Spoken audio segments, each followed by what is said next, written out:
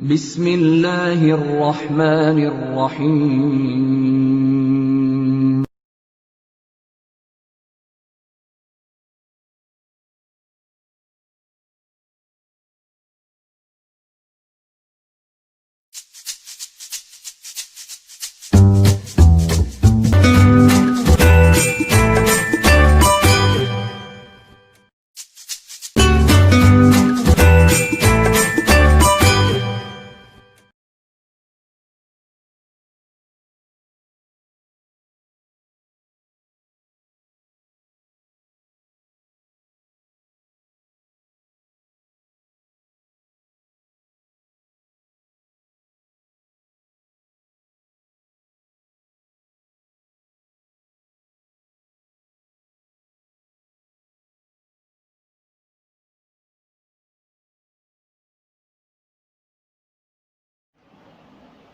बिस्मिल्लाहिर्रहमानिर्रहीम। अस्सलाम वालेकुम। Welcome back to PPSC and FPSC math centre. Linear algebra हमने स्टार्ट किया हुआ है और लीनियर अलजबरा के 2 लेक्चर्स हो चुके हैं। आज इसका तीसरा लेक्चर है लीनियर अलजबरा, जिसमें हमने वेक्टर्स आरएन पढ़ा, इक्वल वेक्टर्स पढ़ा, कॉलम वेक्टर के बारे में पढ़ा, addition of vectors and scalar multiplication पढ़ी कि ये क्या होती है, कैसे vectors add and scalar multiplication क्या होती है, वेक्टर सब्ट्रैक्शन कैसे होती है। और वेक्टर सब्ट्रैक्शन हमने कहा था कि पहले उसकी डायरेक्शन चेंज करके, मतलब उसका नेगेटिव लेके फिर हम उस वेक्टर को ऐड करते हैं अनदर वेक्टर, तो वेक्टर्स की सब्ट्रैक्शन हो जाती है। लीनियर कॉम्बिनेशन सीखा, कुछ थ्योरम्स इंपॉर्टेंट थे, बेसिक थे, वो हमने सारे पढ़े। डॉट प्रोडक्ट पढ़ा, नॉर्म ऑफ अ वेक्टर के बारे में पढ़ा था। नॉर्म ऑफ वेक्टर को ही हम और ज़्यादा मज़ीद डिटेल में पढ़ेंगे। नॉर्म ऑफ वेक्टर के बारे में मैंने बताया था कि जो नॉर्म ऑफ वेक्टर होता है, या किसी वेक्टर का नॉर्म लेते हैं तो हमें क्या इन्फॉर्मेशन देता है, वो हमें इन्फॉर्मेशन देता है कोई वेक्टर ओरिजिन से कितना दूर है, वो अगर उसका डिस्टेंस बताता है। Norm of a vector distance बताता है फ्रॉम ओरिजिन।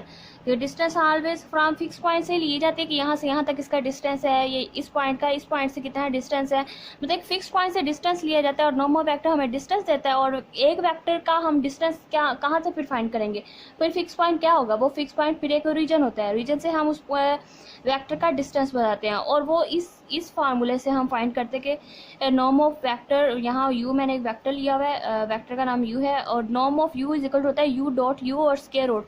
ये ऑलवेज ग्रेटर देन और इक्वल टू 0 होती है। 0 डिस्टेंस जैसे कि 0 हो सकता है, पॉजिटिव हो सकता है, डिस्टेंस नेगेटिव तो नहीं हो सकता। कभी आपने सुना होगा, कभी किसी को कहा कि आप नेगेटिव 2 किलोमीटर इधर जाएं या पॉजिटिव 2 किलोमीटर इधर जाएं, पॉजिटिव तो चले जाते हैं, पॉजिटिव ही होता है 2 किलोमीटर 3 किलोमीटर कह देते हैं, लेकिन नेगेटिव में नहीं कहते कि negative 2 kilometre negative 3 kilometre, negative में नहीं जाता। डिस्टेंस ऑलवेज ग्रेटर देन और इक्वल टू पॉजिटिव होता है, इसीलिए नॉर्म की जो वैल्यू होती है वो भी ऑलवेज ग्रेटर इक्वल टू 0 होती है। ठीक है, ये भी एमसीक्यूज बन सकता है। वैसे जितने भी अब तक मैंने ये सारे कॉन्सेप्ट करवाए हैं, ये मैंने बहुत कुछ इनके बारे में बताया, और किसी तरह से भी इनके एमसीक्यूज बन सकते हैं। जो भी मैं कॉन्सेप्ट या लिख नहीं रही, ज़्यादा बता रही हूँ, थ्योरी में नहीं मैं ज़्यादा जा रही, क्योंकि थ्योरी में अपने क्लासेस या बुक्स आपके पास होंगी, पढ़ते रहते हैं, तो मतलब थ्योरी इतना कॉन्सेप्ट मैं नहीं करवा रही, ज़्यादा आपको कॉन्सेप्ट बोल के समझा रही हूँ कि कैसे कैसे क्या ये चीज़ें, ये कॉन्सेप्ट क्या इन्फॉर्मेशन देते हैं, अगर इनको लेके चलें तो क्या, इनका कन्वर्स लें तो क्या। ठीक है, नॉर्म ऑफ वेक्टर डिस्टेंस बता रहा है, डिस्टेंस फ्रॉम ओरिजिन, और ये मैंने थ्योरम लिखा था कि नॉर्म ऑफ यू,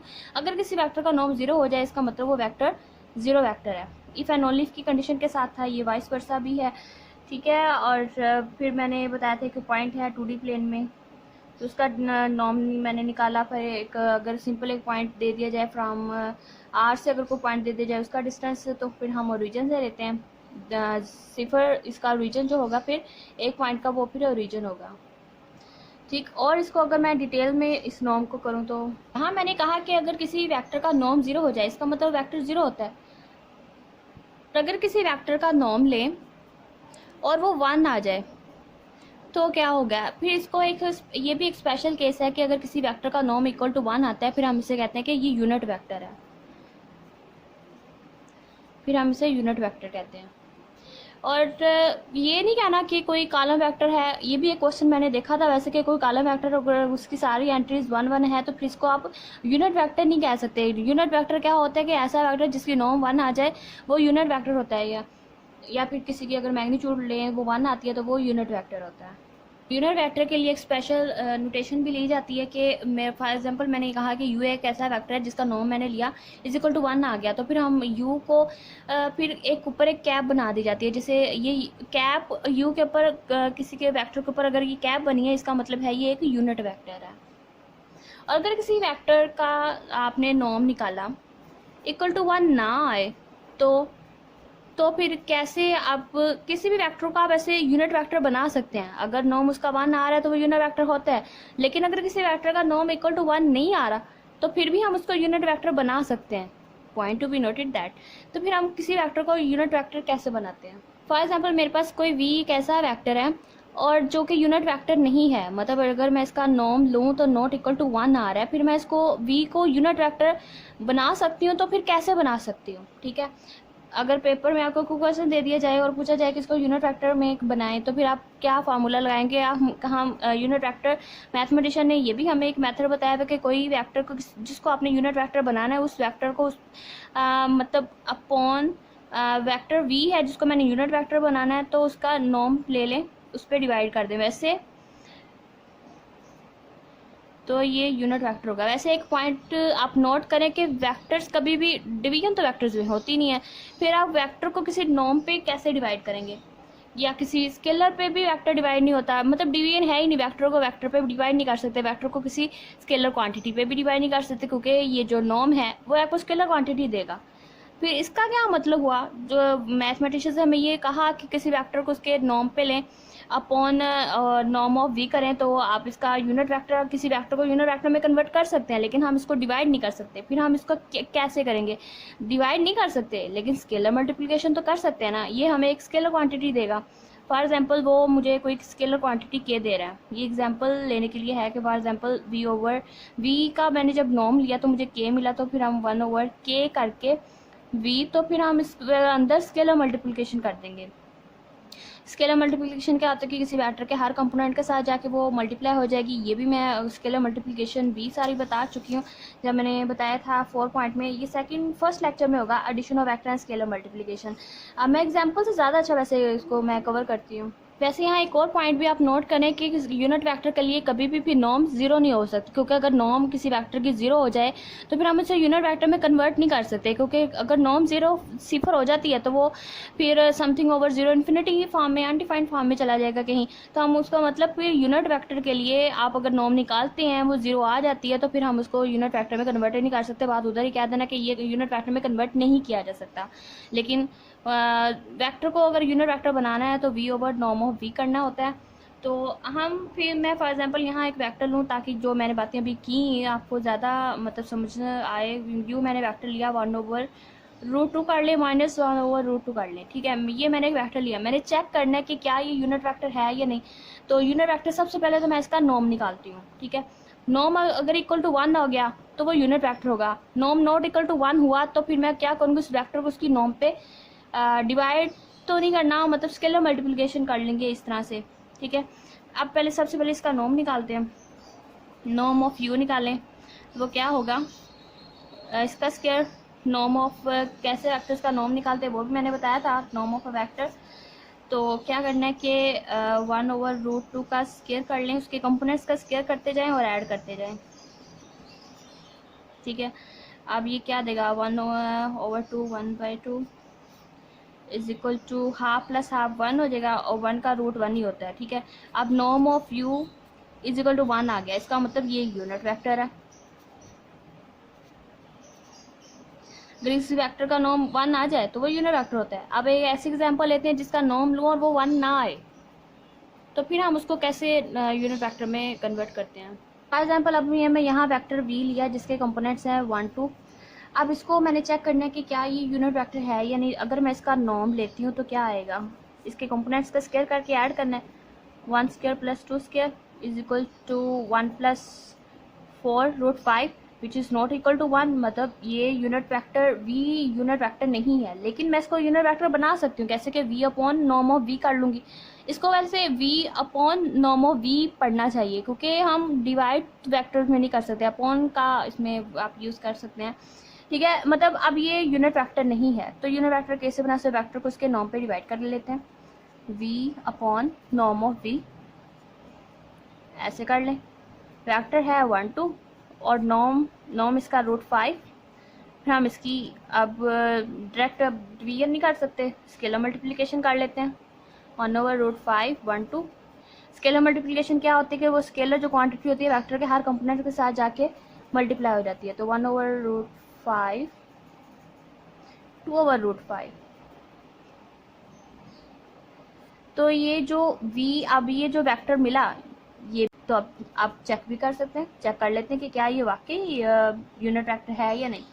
तो इसके लिए फिर मैं इसी का ही नॉर्म लूँगी, square plus 2/√5 square square root, ठीक। और ये बनेगा 1/5 प्लस 4/5, क्योंकि रूट है तो स्क्वायर से रूट कैंसिल हो जाएगा। 4 + 1 5 5/5 = 1। ठीक हो गया। मतलब ये वेक्टर यूनिट वेक्टर ही है। किसी वेक्टर को उसके v/नॉर्म किया तो ये वेक्टर मेरा यूनिट वेक्टर बन जाता है, ठीक है। अगर ये नॉर्म 1 आ जाए तो यूनिट वेक्टर होता है, नॉर्म 1 ना हो तो हम v/नॉर्म करके उसको यूनिट वेक्टर बना सकते हैं। और अगर नॉर्म 0 आ जाए, 0 आ जाए, तो फिर हम इस कोई किसी भी वेक्टर को यूनिट वेक्टर में फिर कन्वर्ट ही नहीं कर सकते, मतलब नहीं बना सकते। अगर नॉर्म पॉजिटिव आ रहा है तो फिर हम इसको वेक्टर को यूनिट वेक्टर बना सकते हैं। कैसे बना सकते हैं वो भी मैंने सारा एग्जाम्पल के साथ एक्सप्लेन कर दिया है, यूनिट वेक्टर के साथ भी कर दिया, और इसकी काउंटर एग्जाम्पल लेके कि कोई वेक्टर कैसे यूनिट वेक्टर में कन्वर्ट किया जा सकता है, तो वो भी हो गया सारा। इस लेक्चर में हमने नॉर्म ऑफ वेक्टर को मज़ीद डिटेल के साथ कवर किया। अब 10 कंसेप्ट हम पढ़ते हैं, काशी-श्वार्ट्ज इनइक्वालिटी पढ़ते हैं।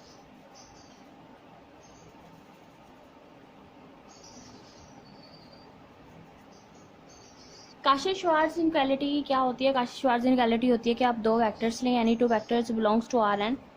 अगर Rn से अपने दो वेक्टर्स u v लिए, अगर उनका डॉट प्रोडक्ट u.v आप करते हैं, u.v, और इसका अगर आप मोड लें, क्योंकि डॉट प्रोडक्ट लेने से एक स्केलर क्वांटिटी आएगी, स्केलर क्वांटिटी का जब आप मोड लेते हैं, अगर वो लेस दैन इक्वल आ जाए norm of u into norm of v, less than equal आ जाए mod of u.v less than equal आ जाए norm of u into norm of v, की अगर लेस दैन इक्वल आ जाती है। और अब देखिए यहाँ आप डॉट प्रोडक्ट लेते हैं तो हमें एक स्केलर क्वांटिटी मिलेगी, स्केलर क्वांटिटी का फिर आप नॉर्म लें या मोड लें, इससे नॉर्म से इससे कोई फ़र्क नहीं पड़ेगा, ठीक है। और स्केलर क्वांटिटी पे अब नॉर्म लगाने का कोई फ़ायदा नहीं है यहाँ।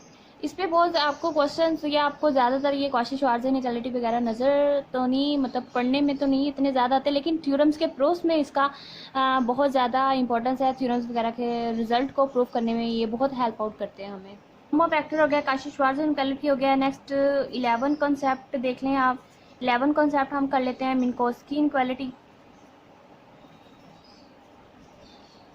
मिन्कोव्स्की इनइक्वालिटी होगा, ये लेस दैन इक्वल रहेगा उनके सेपरेट सम के नॉर्म के, ठीक है। और यहाँ क्योंकि स्केलर क्वांटिटी देनी थी, यहाँ नॉर्म लेने का फ़ायदा नहीं है, और ये क्योंकि दो वेक्टर्स को ऐड करने से एक अनदर थर्ड वन कोई वेक्टर आएगा, इसलिए यहाँ फिर नॉर्म का यूज़ किया गया, ठीक है। इसमें कंफ्यूज नहीं होना कि यहाँ मोड क्यों है, यहाँ नॉर्म क्यों है। यहाँ ये डॉट प्रोडक्ट में जाएंगे काशी-श्वार्ट्ज इनइक्वालिटी आ जाती है, एडिशन में जाएंगे तो ये मिन्कोव्स्की इनइक्वालिटी आ जाती है। और आप इसको इजीली वेरीफाई कर सकते हैं, बहुत ज़्यादा जगहों पे देखने को नहीं मिलती। कोई भी दो वेक्टर लीजिए, चेक करें, लेकिन जब आप कोई प्रूफ वगैरह करते हैं तो ये बहुत ज़्यादा ये कॉन्सेप्ट आपको हेल्प आउट करते हैं।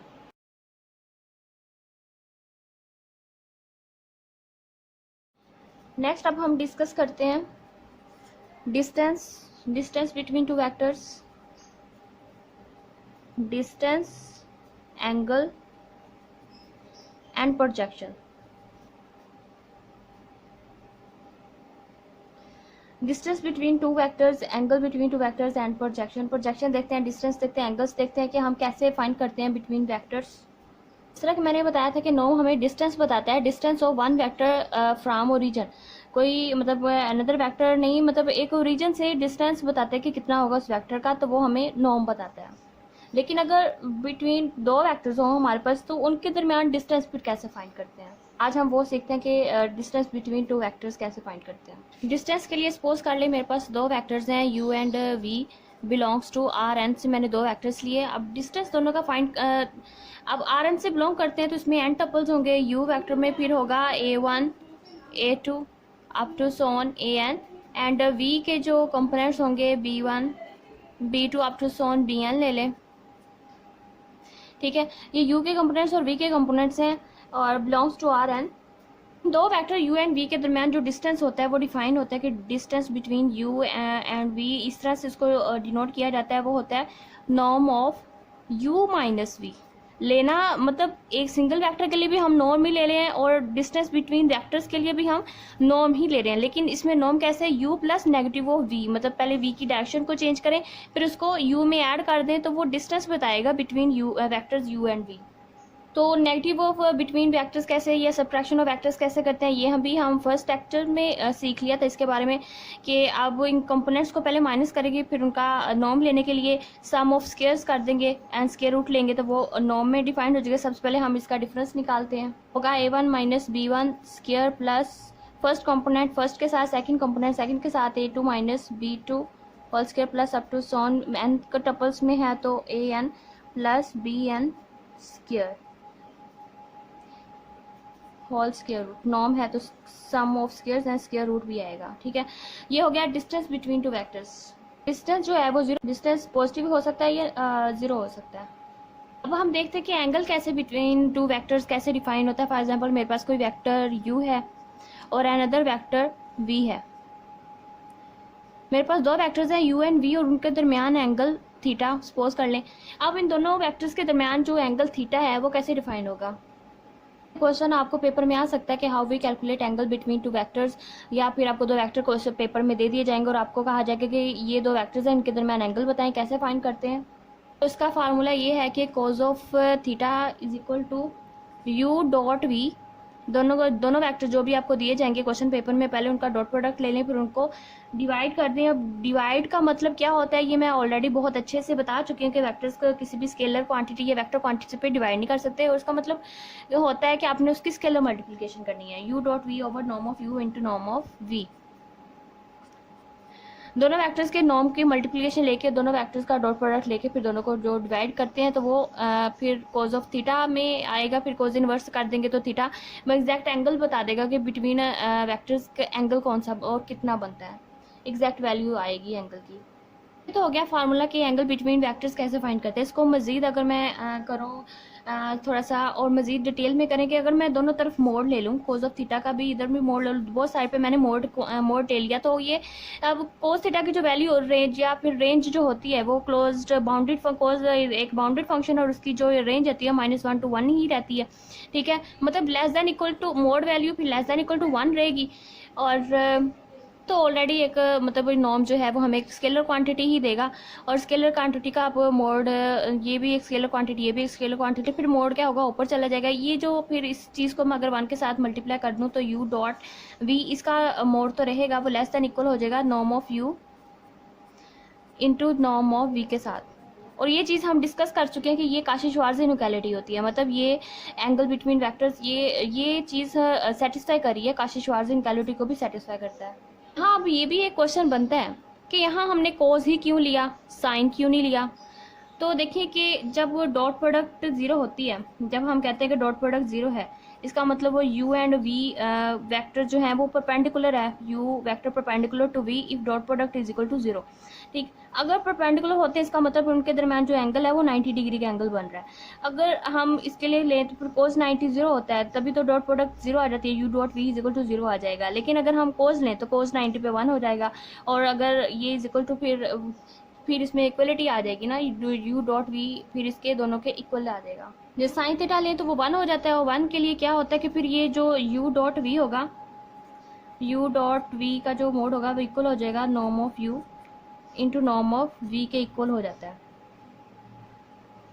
ये जो फिर काशी-श्वार्ज़ इनइक्वालिटी को सेटिस्फाई नहीं करता, इसका मतलब फिर जो हम कोज ही इसके लिए सही है कि जब भी आप काशी-श्वार्ज़ इनइक्वालिटी भी सेटिस्फाई करता है और एंगल बिटवीन वेक्टर्स फाइंड करने के लिए हम cos theta u dot v over norm of u into norm of v he use करेंगे।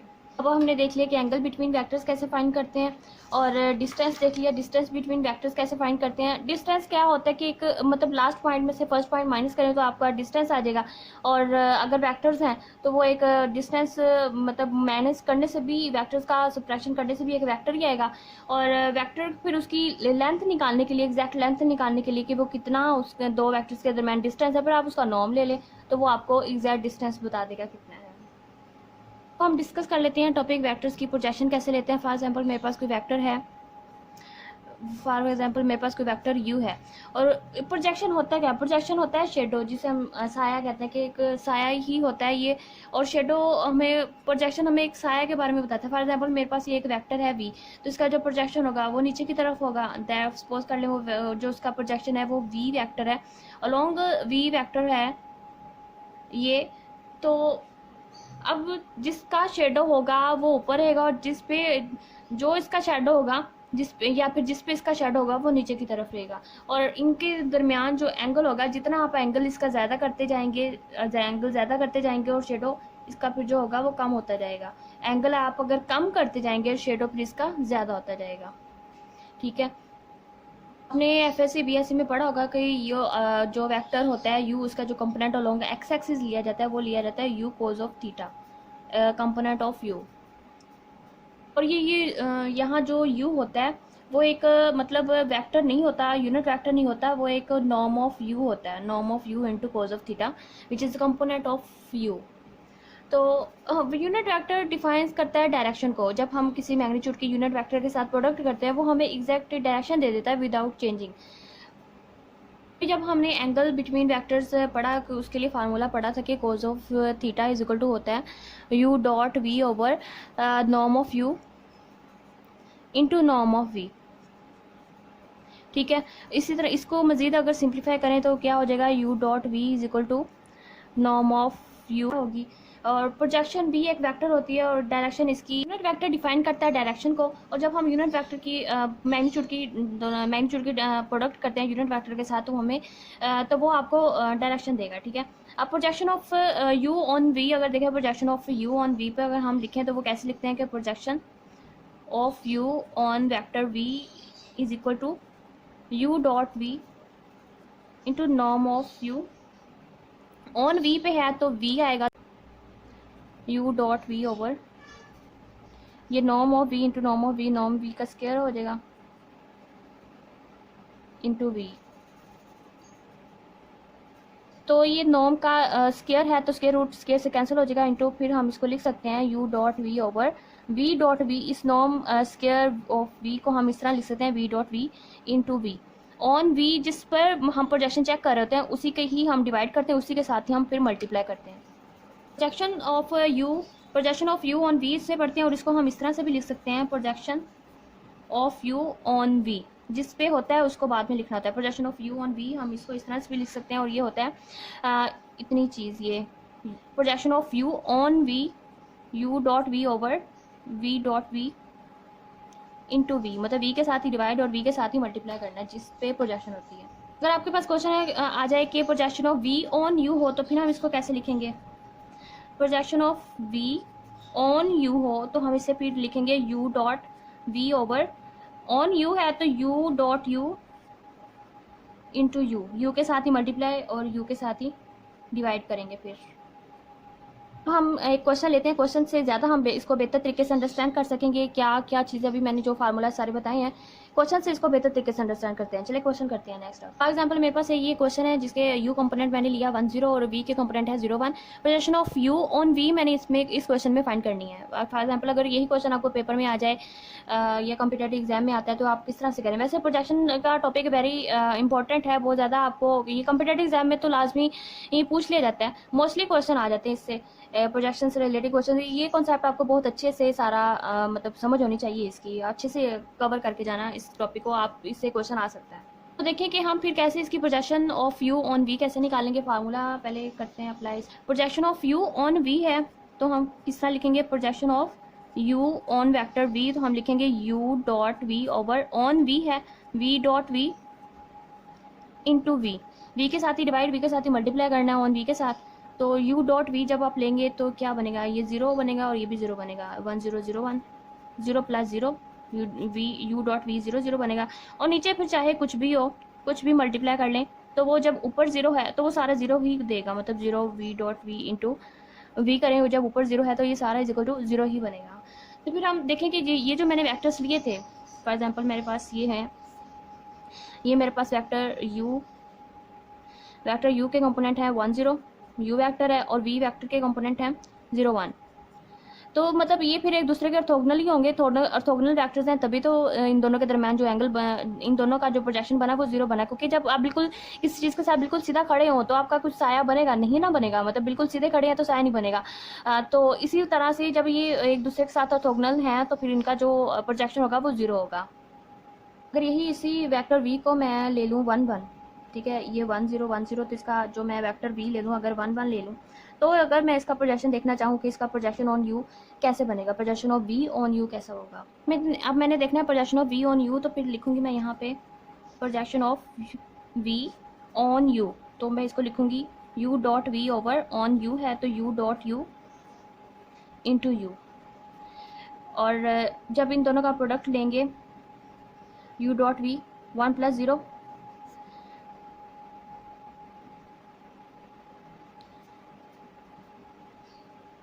1 प्लस 0, और यहाँ पे हो जाएगा 1 plus 0 root and dot u is 1 0 which is 1 over root 1 into 1 0 which is equal to 1 1 0, मतलब ये vector 1 0 ही आ गया।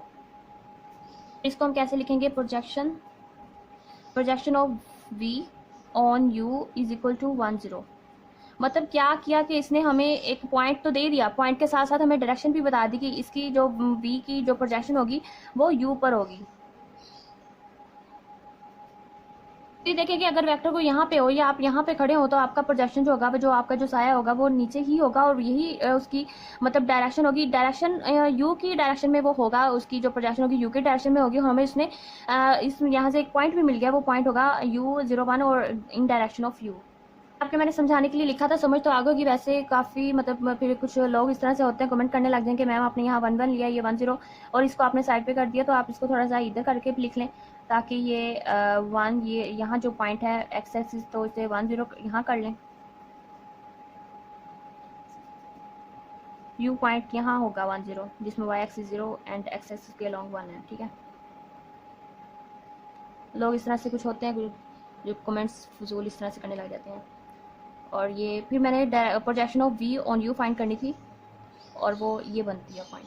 Similarly अगर मैं पॉइंट, अगर v वेक्टर अगर मैं 2 2 ले लूँ, तो इसी को अगर और मैं बढ़ा दूँ और यहाँ पे पॉइंट अगर मैं 2 2 ले लूँ, यही पॉइंट जो वेक्टर v था वो मैंने 2 2 लिया, तो इसकी जो प्रोजेक्शन बनेगी वो ऑब्वियसली फिर बनेगी यहाँ पे 2 0 बनेगी, 2 0 बनेगी। इसी को अगर मैं 3 3 ले लेती हूँ, इसी वेक्टर को और मैं बढ़ा दूँ तो 3 3 कर लूँ, तो इसकी जो प्रोजेक्शन बनेगी वो 3 0 पे बनेगी।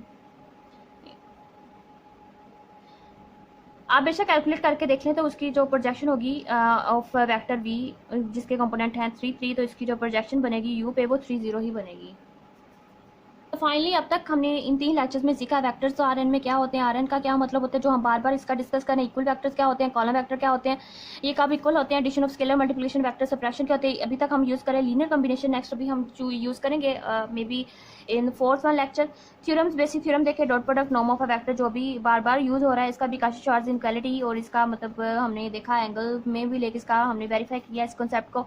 और नेक्स्ट मिन्कोस्की इनक्वालिटी और डिस्टेंस देखा, डिस्टेंस बिटवीन एंगल कैसे फाइंड, डिस्टेंस बिटवीन वेक्टर्स कैसे फाइंड करते हैं, एंगल बिटवीन वेक्टर्स क्या होता है, प्रोजेक्शन का मतलब क्या होता है, कैसे इसको डिफाइन किया जाता है, और कैसे मतलब अगर क्वेश्चन आता है आप इसको विद एग्जांपल के साथ मैंने इसको कंप्लीट सारा एक्सप्लेन किया है। और ये 12 मतलब अगर इसको भी डालें तो 13 14 कॉन्सेप्ट हम ये सारे कवर कर चुके हैं। आई होप आपको ये बहुत ज़्यादा हेल्प आउट करेगा आपके एग्जाम्स में। And so please keep watching and remember me in your prayers. Thank you for watching. Please subscribe and like share. ये चैनल बनाई इसी मकसद के लिए बनाया गया है ताकि आपकी जो कॉम्पिटिटिव एग्ज़ाम्स में आपको बहुत ज़्यादा मतलब आपकी मैं थोड़ी हेल्प कर सकूं, बहुत ज़्यादा तो नहीं, जितनी भी हो सके मैं आपकी हेल्प करना चाहती हूँ। और इसी मकसद के लिए ये मैंने चैनल बनाया है इसलिए, और कोशिश भी है दिन रात अब ये ही कि मैं उस मकसद में कामयाब हो सकूँ, कोशिश तो कर रही हूँ। और अपनी तरफ से कोशिश है, अब लोग भी अल्हम्दुलिल्लाह अच्छा रिस्पॉन्स दे रहे हैं।